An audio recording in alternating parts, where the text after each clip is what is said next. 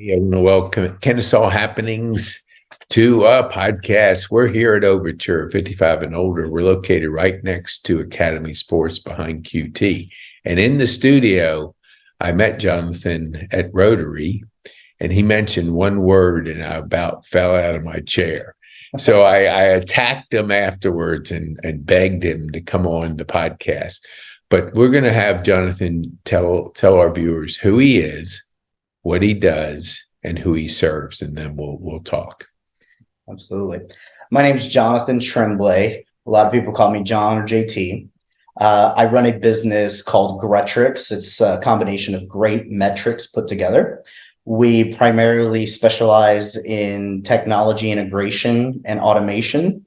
We primarily service businesses between $1 to $10 million that typically are struggling to understand the digital landscape and technology and things of that nature.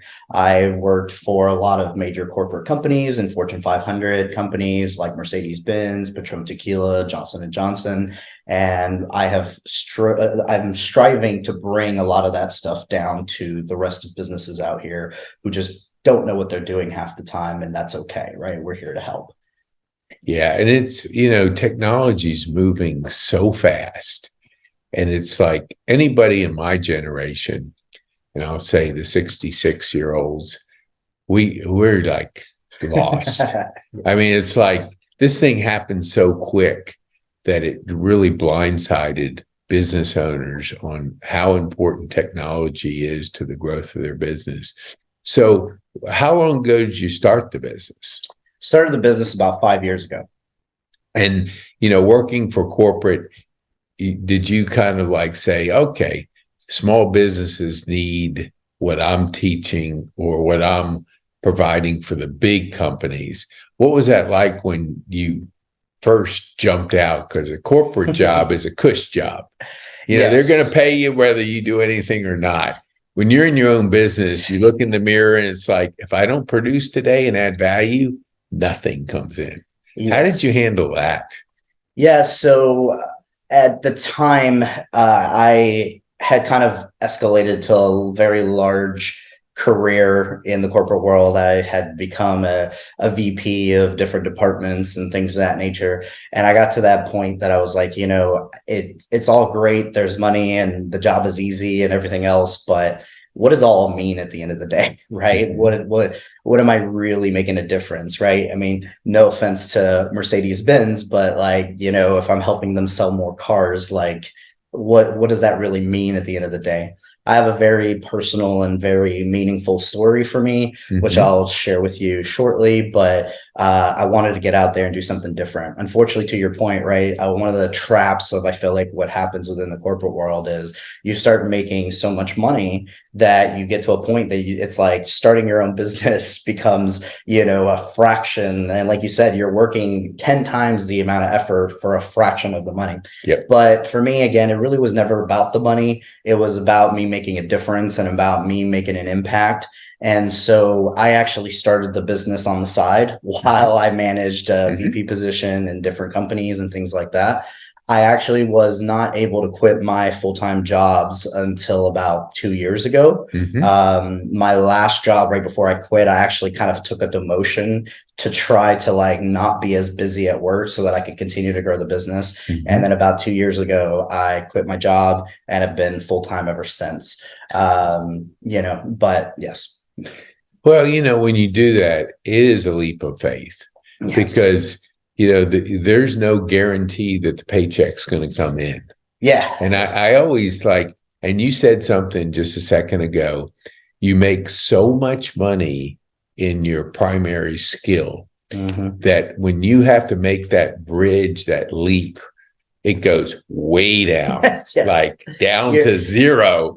And it's like, okay, I got a family, I've got responsibilities, I'm a guy, I'm supposed to, be the provider and all this. So all these things are jungling through your mind. And I want our viewers I want to zero in before we get to the topic that caught my attention at Rotary.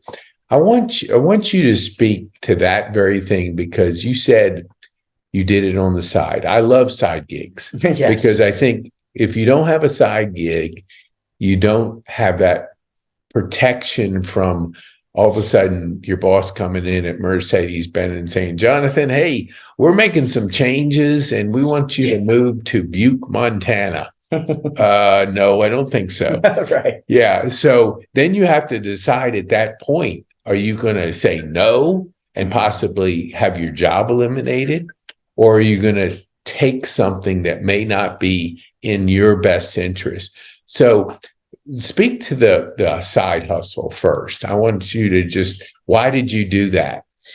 Yeah. I mean, like I said, I think that there was definitely a component of the financial aspects of, when you're in the corporate world, inherently, every time that you want to really jump ahead and you really want to, and again, right, like you read a lot of the books that you have on your shelf and things of that nature. And oftentimes one book can literally change your life and change the way you approach things. Mm-hmm. Unfortunately, in the corporate world, it's kind of structured in a way that, we all know the typical 3 to 5% annual raise, right? If you're average and mediocre, you're going to get a 3% raise pretty much guaranteed. Mm-hmm. And if you do really well, you might get 5%, right? And so you get into this situation where, unfortunately, to try to really be limitless, right, and achieve your full potential, you get into the situation where, well, man, now I got to go get another job because it's the only way for me to escalate. In my time in the corporate world, I probably had somewhere upwards of between 5 to 10 different jobs because I was constantly breaking my limits and I was constantly challenging myself to do better. And unfortunately, within the job and the positions, and again, you're always kind of put in this little box of like, this is your role, this is your primary skill. And I'm like, I want to know how to run the whole business. Like, I don't care that this is a $10,000, 10,000 people company. I want to get in there and do all those things. And that was like a large part of also why, outside of just my personal and emotional reasons for starting the business, there was definitely this component of like, man, like there's always such a hassle to have to kind of like reinvest into something new every year or every 2 years because you're breaking your limits. And unfortunately, you are working in a limited business inherently because of corporate. So I started the side biz to basically say, yes, I have to put in 10 times as much energy because now I'm no longer just a technologist. I'm no longer just a coder. I'm no longer just an analyst or a database guy. I'm now the CEO, the CFO, the CHRO. I'm now everything within the business, and I have to figure out how to set up all of these positions. And the reality is there are very few like out of the box, solutions for running a business. It's not like you could just go to the Business R Us and just be like, here, this is how you run a business, right? So you have to kind of almost like figure out everything on your own, unless you can afford a mentor or something to that effect. Mm-hmm. And even then, mentors are far and few between when it comes to quality and things of that nature, So yes, it was definitely like a challenging aspect, but yeah, 100% is like now I work about 20 to 25 hours a week. There are times where, yes, I have to put in 12 hours for 3 weeks straight, which has recently happened to me and things like that. I've had times where I've pretty much done nothing for like 3 months and the income continues to come in and things of that nature, which is great, right? But definitely the level of effort, the amount of personal stress and pressure is definitely on a whole nother scale than having a job and working in the corporate world and all those different things, And I think another big part is like, as I've developed in the business is trying to even find myself, The reality is, I was in the Army for 8 years. I was a police officer for 2. And then right after that, I went into the corporate world. And so you get into the situation where you're pretty much told who to be, how to act, what to look like every single day, and again, like nowadays, like people look at me and sometimes, they get a little taken aback by the long hair and the look and everything else. But I got to a point where I was like, what, like I started this business so I could be me, right? And so I could operate without judgment and without, restriction, if you will, right? To be limitless, right? And unfortunately that is definitely a challenge of when you work for other folks. And especially like I've structured my business and people within my business will tell you that my business is completely different than many other businesses, because I am striving to create an environment where people can be limitless within my business. There's no such thing as 3 or 5% raises. I've had people get 50% raises in 3 months. If that's what they put in and that's what they show, they're able to jump in, do all these different things, because that is my goal, is to create a limitless environment for everyone, so. Awesome. I love that. I mean, I'll just say ditto. Yeah. So I want to go back to like that servant heart that you kind of communicated when I first met you. So part of that was that emotional intelligence that I think is very much not explained or understood in the marketplace. What would you say to a person if somebody says emotional intelligence, what does it mean to you? So emotional intelligence is such a broad spectrum, right? It's kind of like IQ. Well, how do you define IQ, right? Regular intelligence, if you will, right? But in my personal experience, if I had to define it today, I would say that emotional intelligence is the understanding and ability to perceive and adapt emotions to a situation and be realistic and really be able to fully grasp the breadth of emotions and what is happening behind them, right? But go ahead, I'll let you. No, and so with that in mind, I love when somebody makes that leap of faith. And I say, when you do make that leap of faith, I think your emotional intelligence has to be at a point that you can handle like the craziest of things, because an entrepreneur, there isn't like a book where you just pull it open and it goes, okay, do this when this happens, do this when this happens. It's like you're figuring it out on the fly, and you're making changes, and you're having good days, you're having bad days, you're having crazy days, and you're having crazier days.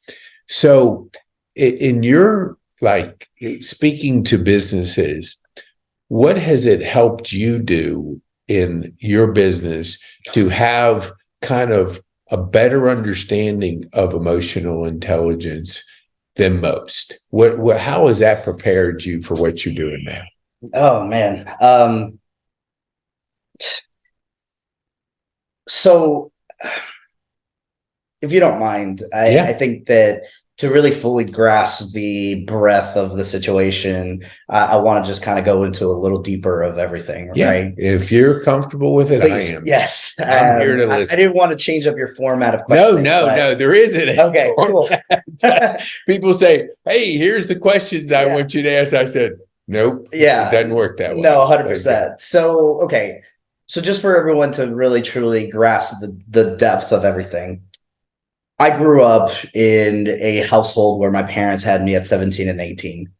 Unfortunately, that led to children raising children, and a situation where, frankly, my parents were highly volatily emotional. By 5 years old, I was suicidal, and I just couldn't handle it. And the reality is I looked around and I tried to make sense of the world, and I tried to make sense of every situation that was happening.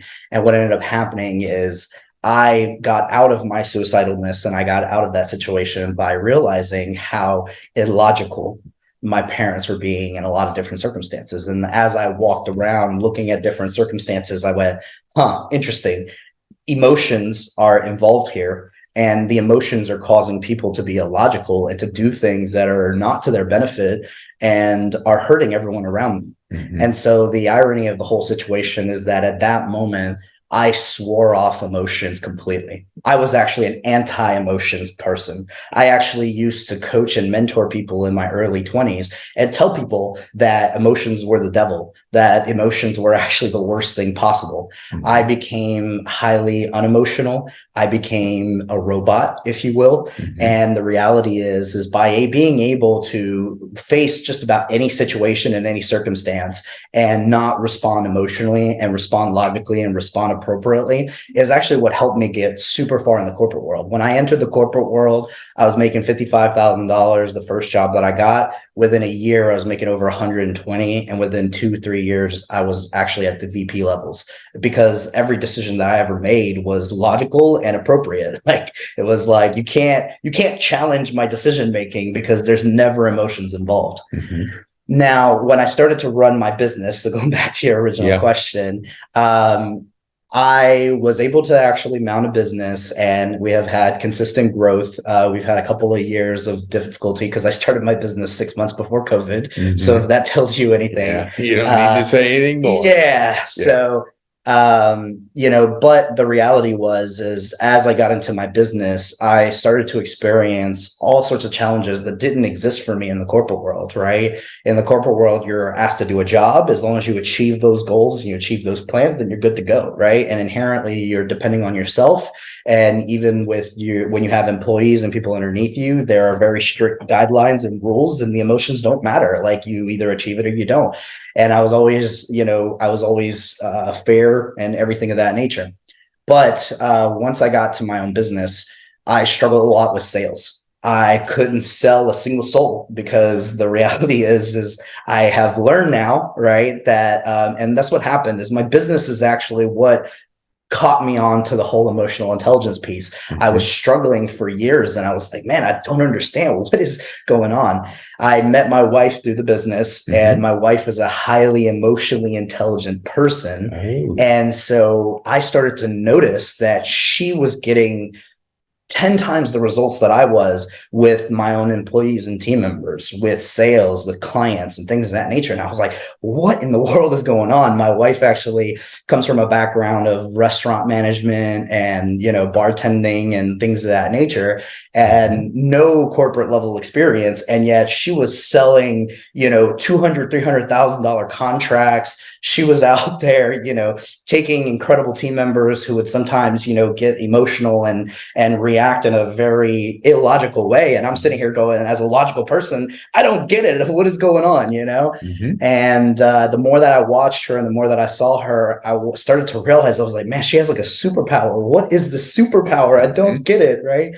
And when I started kind of to dig more into that, I realized that her ability to understand emotions at an instinctual level gave her an incredible superpower over, the world around her. I mean, really, like, she's an incredible person. I think you met her, but, mm-hmm. She walks into a room and people are attracted to her. Yeah. People give her free things. Like, she was at the Rotary Club and she asked the waiter for a soda. And next thing you know, she's walking around the Rotary Club and he just shows up with a soda. Yeah. And she's just like, and that happens to her all the time. Right. She'll go to restaurants or whatever, and people will just bring her free food. And you're just like, what is going on? Like, she has this superpower with people, which is incredible. And the reality is that's what I realized is, in the corporate world, I was able to be kind of a one-man army, and I was able to just do what I needed to do. But even as a business owner, no matter how intelligent, no matter how capable I may be, I'm still only one person. Right. It's like, I can't do this alone. I need human beings to assist me, which even that was like very different for me. Like, I had growing up in the poverty and the abusive environments that I've been in, where, again, right, you get those stories of the naysayers, of the people who say you're crazy for starting a business, you're crazy for putting that risk, and you're crazy for all these different things, and I got to a point that I was like, human beings are a problem, push them away, and it wasn't until the business and my wife and everything that happened that I realized, like, I've been so wrong. I feel like a converted emotional intelligence preacher now. Because I'm like, dude, I know what it's like to do the opposite to the extreme. Yes. So so that was kind of my journey, and ever since, and I'm still, the more that I delve into this emotional intelligence, and I will tell you guys, like, 2 years ago is really when the emotional intelligence stuff kind of really hit me. And I even had an experience with my wife where, we actually took psychedelics, and I started to feel emotions for the first time. And I swear, I broke down crying over like the weirdest, tiniest little thing. And I turned to my wife and I was like, is this emotions? Like, is this what feelings feel like? And she was like, yes, that's exactly what I've been trying to show you and what I've been trying to teach you. And I was like, how do people handle this? This is insane. I was like, no, and frankly, over the last 2 years, it's been an interesting journey because I've been experiencing emotions and feelings for the first time in my life at 32 years old, 33 years old. And I used to tell my wife, I'm like, how do people do this? Like, do people actually feel these things every single day? Like, this is crazy, And even to this point, like, I still feel like I'm probably only about like 70 to 80% of the way there. There are a lot of emotions that I have to kind of like hold back because I'm still at a point where I don't know how to manage them. I don't have the emotional intelligence yet to really handle them. And it's overwhelming and it's a lot, and that's what was like, I realized I was like, my hatred towards emotions was not actually what the issue was. And that's one of the things that I've realized is emotions are the most powerful thing in the world and in your life.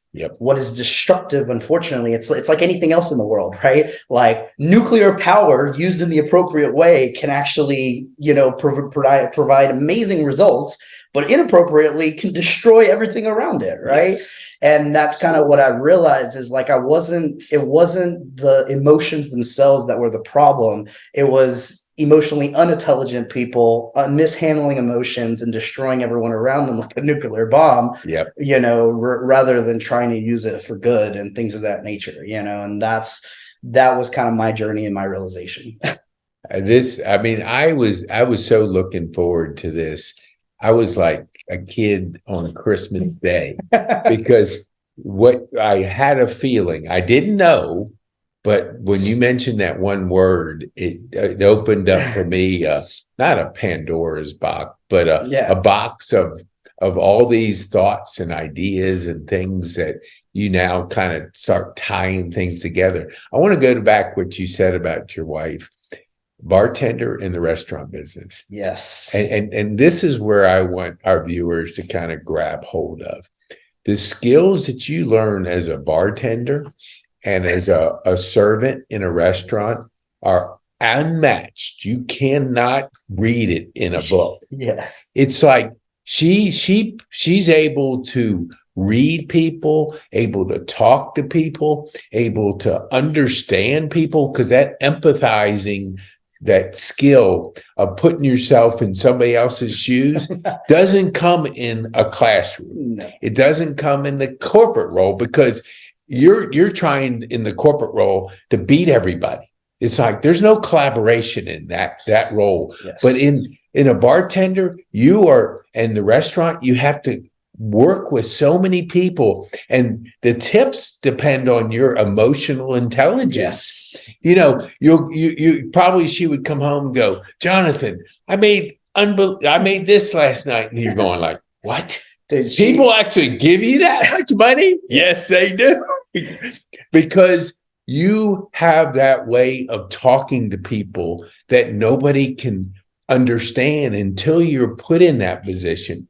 So I'm not surprised when you said that she crushed it in your business, because that's a skill. I had a person at Shepherd, and she had I call them soft skills. Mm-hmm. So she was unbelievable in this. And I said, Emily, whatever you want to do in life, I'll back you, because you have a way of connecting with people that is unmatched. You have those soft skills. So I love the contrast between the two of you, in like growing up in the corporate world and growing up in the real world, I guess I could say. So, and I believe what you just said, that tackling, it usually goes back in our life, back to when we were growing up, and how we were able to manage those emotions at a really young age that really doesn't go away. It stays with us. And if you see somebody that's really jacked up in their ability to get along with people, trace it back to their childhood. Yes. Because you could probably write a book that's so consistent with the behavior a person has later in life.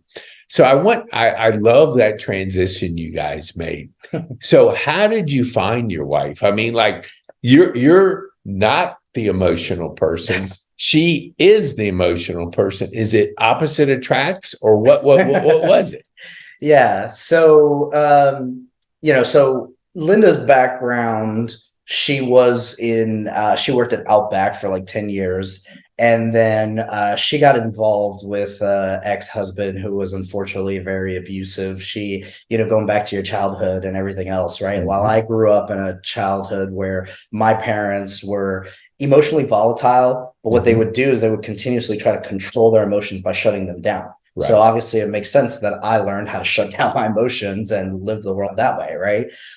Linda, on the other hand, grew up with an alcoholic father who was just emotionally volatile. And so she had to learn how to become more emotionally intelligent than him in order to survive, right? And that's how she kind of grew up. So unfortunately, though, while she was working in the restaurant industry, she did get involved with her ex-husband, who was also the father of her children, who was extremely emotionally abusive and things of that nature. Well, at some point, he finally said, you know what, like, you're not allowed to leave the house. You're not allowed to, have your own money. You're not allowed to do anything. And so he basically put her inside of her house. And she used to call it the prison house. Yeah. And so what ended up happening is, it was all driven out of like this jealousy and, this control and things of that nature. So she said, okay, like, that's fine. So then she turned around and started to look for work online. She transitioned into doing VA work, and, her ex-husband couldn't say anything because just like, how can I cheat on you? How can I do anything if I'm just working from home? So she did the VA thing for about a year, and about year one into my business, 1.5 or so, I was actually looking for a virtual assistant for myself, because at this time, I was still working my full-time job. I was trying to manage a business, and inherently I was like the only executive within my business at the time. So I needed a lot of assistance sending out invoices, things of that nature. I had a lot of personality tests and things of that like that. And so she applied, and I interviewed her, and she, blew me away, right? I was like, man, she's going to be incredible. And funny story is again, right? She came into the business, she did the VA thing, she assisted me, she took so much weight off of me to actually do the things that needed to be done. I ended up getting a job offer from actually one of my clients that I just unfortunately couldn't refuse. So I had to put another CEO in place of the business. And I actually told her, I was like, hey, you've been my assistant, go ahead and assist her and everything. Really? And so I stepped away. Yeah. The other CEO was there. She ended up assisting the CEO. Within about 3 months, I had lost over half of my revenue within my business. My business was tanking, and I kept trying to talk to my CEO, and my CEO was just telling me, like, just trust me and let me do what I need to do, and would refuse to talk to me and communicate with me on strategy or anything of that nature. So I got to a point that I was like, you know what, I'm going to have to replace the CEO. The CEO is just not working out. And I wanted to learn and understand like what had gone wrong. I actually sat down with Linda and I said, hey, what's going on with the CEO? Like, you've been assisting her. What's going on?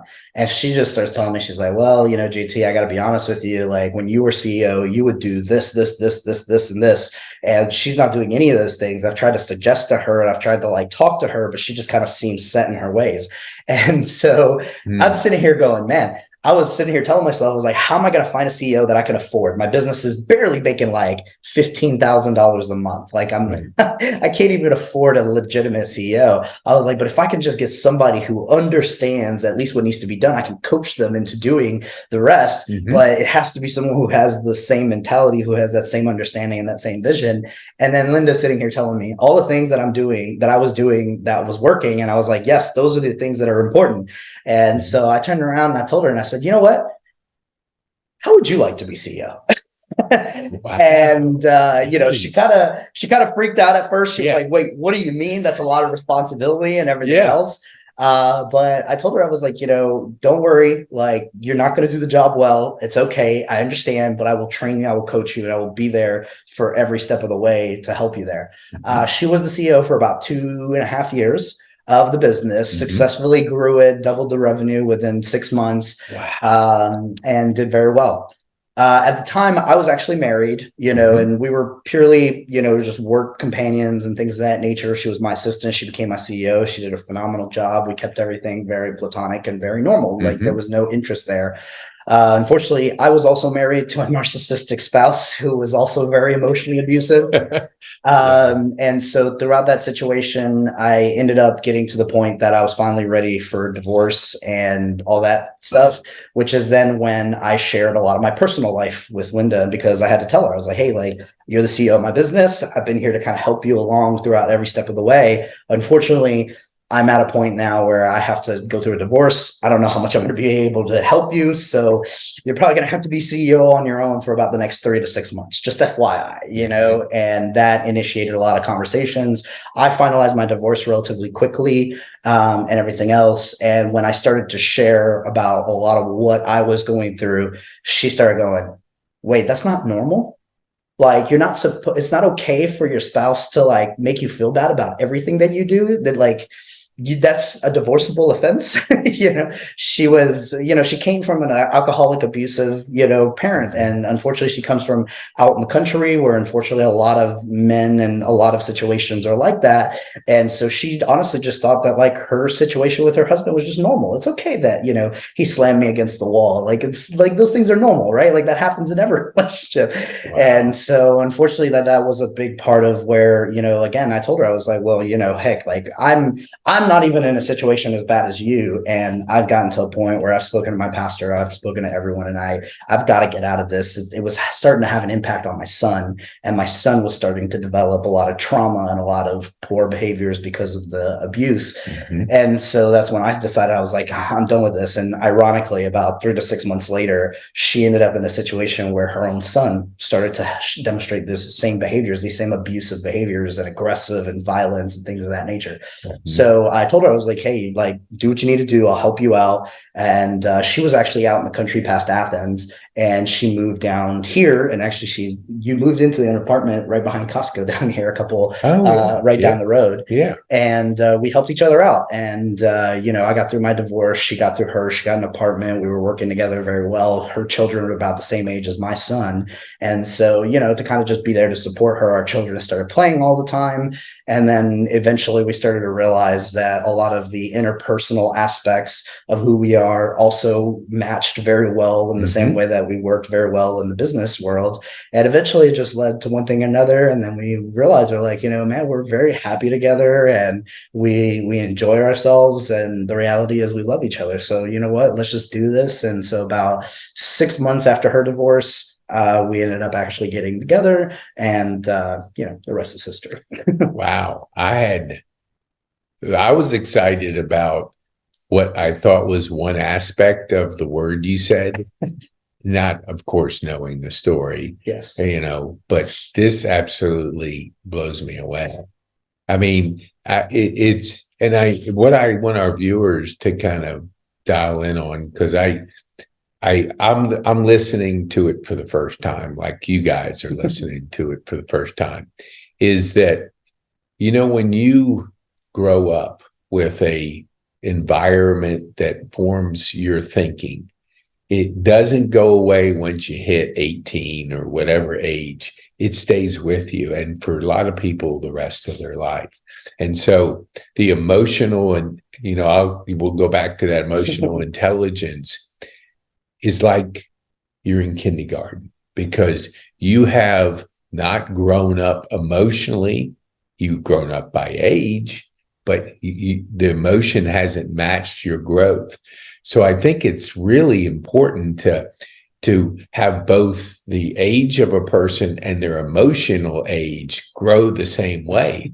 And I think what you said about your marriage is the gaps that occur when one person's growing and one person isn't. Yes. Keeps growing. It doesn't stop. I mean, you look behind me, you mentioned, you found that book right away. Not many people find that one book, but I had to relearn stuff with a stroke. So I had to relearn brain thinking, and it attracted me to that book. And growing up dyslexic, I was always in the remedial reading class. So you form a label, you know, that you're stupid. And so that label stays with you the rest of your life, through corporate life, through everything. So, you know, I think it's so exciting to hear your story, and we're only doing it in a short period of time, but I'm happy to stay as long as you like. I could talk about this topic all day. But here's what and we even said it at the beginning, and I usually don't do this at the beginning because I don't know a person's story. Sure. But when I have 26 whys and written down, I know them. I have actually emojis beside each one. Sure. Because they are emotionally wise. And those emotional whys are stronger than just, hey, I want to be a millionaire or whatever, right. Because they're part of who you are. And when you get down to the heart of a person, why you serve, why you do this, it just gets down. It's not the money. Yes, the scorecard is just the money. Right. It's metrics. Yeah, it's exactly. KPIs. It's nothing more than KPIs. You're exactly right. And KPIs spend at Publix. Yes. So you can say, like, I want to work for free, but Publix is not going to say, oh, Jonathan, you served in this capacity shop for free today. It doesn't right. work that way. Yeah. So your value you bring to your clients, they pay you for that value, and you deliver. I'm sure we haven't gone into that. You over deliver, because then they're recommending you to everybody, because value as an entrepreneur that's what it's all about. You deliver massive value, they pay you a portion of that, and then they're going to tell your story till the cows come home. Yeah. So I want to respect your time and just but I want to ask if you'll come back. Oh, 100%. Because I love deep dives and things. Yes, and so you're just, I think for our viewers, tap just the surface part of yes. it, but it said there's about 20 lessons here. I'll just say a couple. Yes. The idea that you would seek out a VA, because we talk with our entrepreneurs about doing they want to do everything. They yes. want to be the CEO, the CFO, the CMO, all these titles, but you can't. You can only do really one thing really well. And the more you focus on that one thing, the more successful your business will be. Mm-hmm. So if you're a programmer, a tech person, and you focus on that, but you surround yourself with people that complement you, and then you have Linda, who's mastered emotional intelligence because she's developed it over the years. I love the bartender analogy. Yes. Because I tell my over at Pine Tree, I tell the servers, I said, the best job you could ever get in college is working at a country club. You're going to learn to serve. Yep. And if you learn to serve people, it'll be with you the rest of your life. So if you're going to get a job that teaches you the soft skills, what you just described, is that get a bartender's job just so you can learn how to talk with people, to empathize with people. Because unfortunately, because I was in the restaurant business, and I'd go into the same restaurant every week and I'd see the same people. It's like everybody brings their problems to the bar.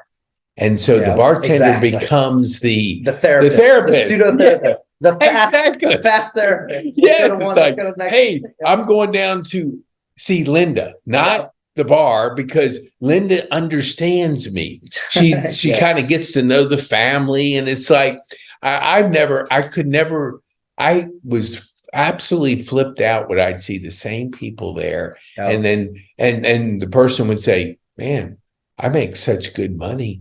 I don't know how to get out of it." Because to your question about corporate, you make so much money, but unfortunately, the environment that you're in it's like a two-edged sword. You really have to manage that environment, because granted, it's working late at nights, it's around crazy people at times. Mm-hmm. So it's good for the personal development part, because you are I won't say the bartender, you're the therapist for hundreds of people, and they're not paying anything but a drink and a tip. It's like the cheapest therapy you could ever find in the world. Yeah.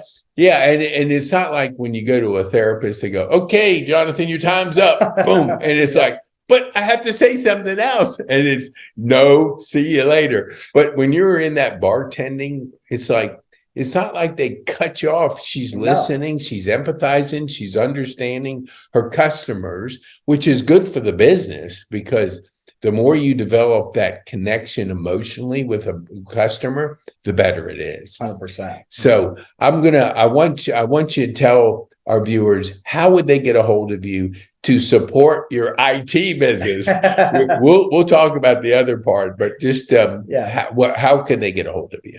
Yeah. So, frankly, I'm all about personal text messages, and just literally call me. My phone number is 404-374-9322. Please contact me, text me, whatever. Obviously, our website, gretrix.com, gretrix.com. But yeah, and obviously we're on social media. I'm on social media, Facebook, LinkedIn, things of that nature. But yeah. Awesome. And so we'll put it in the show notes too. Yeah. So if you're driving, I don't want you to try to write and drive. We want you around. We don't want you hitting somebody on the highway, especially in Kennesaw. It's like the traffic around here is getting busier and busier. Right. So what would you say to our viewers? What would be the one thing that you want them to take home from our time together here on the podcast? Oh, man. I guess really what I've mentioned already, right, is you have no idea how truly important emotional intelligence is. Now within my business, one of the things that we do is we educate people on emotional intelligence, and literally just changing one belief, one understanding about your emotions can propel you miles ahead of where you are today. And, I call them breakthroughs, right? One of the things that, I haven't really gotten a chance to get into, but for you guys to kind of fully understand is, there's this belief that the brain controls your body, right? Which is partially true. Mm-hmm. But there's a company called HeartMath that I've actually been working with, and they have a scientific approach where they have actually realized that your heart actually sends more information to your brain than the brain sends to your heart. Wow. Because the heart controls your brain, and your brain then controls your actions. And, it's one of the things that occurs is that I genuinely believe is your beliefs lead to your emotions lead to your actions. If you change your belief, then your emotions will change. And as soon as your emotions change, your actions will be different. And it's what I tell to a lot of my team members, like, I've got the same hours in the day as you do. Everybody, the president has as many hours as I do in the day. So why is it that certain people achieve more than others? Is it because they're smarter, because they're more skilled? I was homeless at 18. I knew nothing about the world. I had zero emotional intelligence. And the reality is I had somebody who stepped into my life during my homelessness and taught me something different, right? And all that to say is all I did was change my beliefs during that time, and I got out of homelessness. I changed my beliefs again, and I was able to achieve other things. And every time that I changed my belief, my emotions changed with them. And that is really a big part of emotional intelligence, is understanding which beliefs are creating your emotions, mm-hmm. right? And that's why it's like, there are certain things, and I don't know if anybody has ever experienced this, where you experience a situation and you get triggered and you react in a very emotionally volatile way. Yep. And then next thing you know, you go through an experience that changes your perspective, changes how you believe about whatever's going on in that situation. And then all of a sudden that thing happens to you again. And there's no reaction. There's no trigger. There's no, volatile emotions, because again, your beliefs dictate how you feel, mm-hmm. and how you feel dictates how you act, and again, there's a book called Emotional Intelligence 2.0. It is probably the only book on the planet that I've seen that really explains what we're trying to discuss here on this call in a very thorough fashion. Mm-hmm. And literally, again, right, you get the business owners, you see the Shark Tank, Damon Johns, and all these different folks, and they ask people like, what's the one thing that makes people most successful? Some people say perseverance, some people say people, some people say, a bunch of different things. But statistically speaking, even in the Emotional Intelligence 2.0 book, it literally says they have done studies after studies after studies. And the only thing that has a one-to-one correlation with your success is emotional intelligence. I mean, there's literally statistical certainty around the fact that every single emotional intelligence, I think they call it an EQ score, right? Literally correlates to something around like $13,000 of annual revenue at the time of the study or whatever. And again, right, I can vouch for that. I have had challenges throughout my business that I've had for years. All of a sudden my belief changes and my business doubles. And it's like, I'm inherently, I feel like I'm not doing anything different, but I am, because my emotions are different and I'm reacting to things in a different fashion. So yeah, I know it's a lot, but that's no. I mean, that really is like a master class in 5 minutes. 100%. I mean, totally, for our viewers, like, we'll put some links what we can for you, and I talked to Jonathan, I want him to come back, because I think this topic is one of the best kept secrets out there. And I think because it's so important, we need to really dive deeper into it and help our viewers really understand that that belief system is so critical to your growth, as your emotional intelligence growing. So thanks so much for being a guest. You made my week, and it's only Monday morning. Thank you, Pete. Well, and it's funny because there's not one guest that could come on after this all week long that could even touch this topic. Now, it does hit me, because we'll talk more about it. But I thank you for being a guest on Kennesaw Happenings. Yeah, of course. Thank you.